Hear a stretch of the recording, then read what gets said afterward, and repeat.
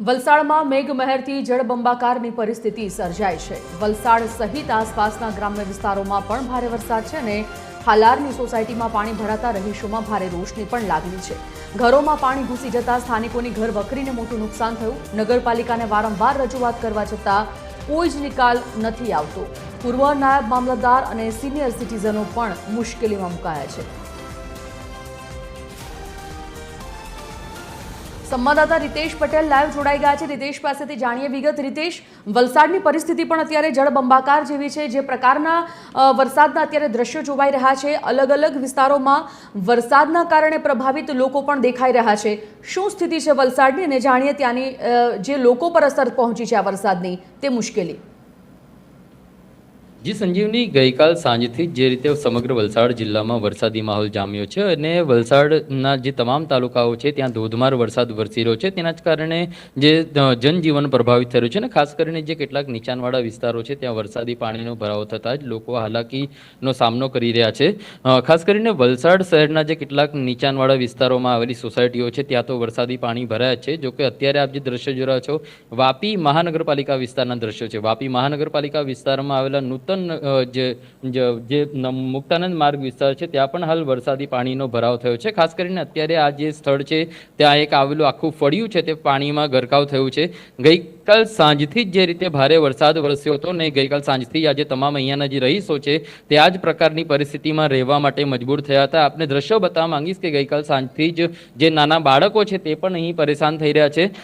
જે આખી રાત એમને ઉજાગરો કરવાનો વારો આવ્યો હતો ત્યારે જે સ્થાનિક લોકો છે આપણે તેમની સાથે વાત કરીશું ને પરિસ્થિતિ જાણવાનો પ્રયાસ કરીશું। આપનું નામ? મારું નામ તેજલબેન। શું કહીશો, કઈ રીતની પરિસ્થિતિ છે, શું મુશ્કેલી પડી રહી છે? બહુ ખરાબ પરિસ્થિતિ। આ પાણીમાં કેમ કરીને રહેવાનો? અમે પાણીનો નિકાલ જોઈએ અમને।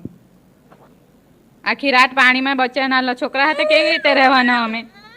પાણી નગરપાલિકા વાળા કઈ કરતા નહીં મળે। પાણી ખોદી ગયા તો બી પાણી તો જતું નહીં મળે। રાતના વરસાદ તો આખું ઘરમાં પાણી ભરાઈ ગયેલું, તો નાના છોકરા સાથે કેવી રીતે રહેવાના અમે?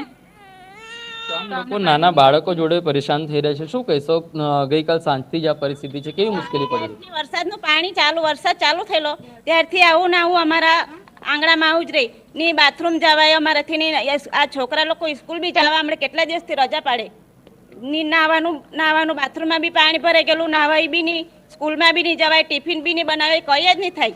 2-4 વર્ષથી મંટોળી પૂરી દે, અમે સાફ કરાય તો બી ખાલી આટલી ગટર કાઢે, થોડી કાઢે, પાણી જતું જ નહીં મળે ને પાણી જાય તો બી નીકળે જ નહીં। થોડું નગરપાલિકા વાળા બી આવે એટલે થોડું મંટોળું કાઢે ને પછી જતા રહે, કેમ કે થઈ ગયું એમ કે એવું કહે ને પછી જતા રહે। તો આમ વાપી મહાનગરપાલિકા કામ કરવા તો આવે છે, પરંતુ નામ પુત્ર માત્રની જે કામગીરી છે તે કરી નથી જતા રહે છે। આપણી જોડે કેટલાક જે વડીલો છે તે પણ છે, તેમની સાથે વાત કરીશું। માસી, કઈ રીતની મુશ્કેલી પડી રહી છે અત્યારે?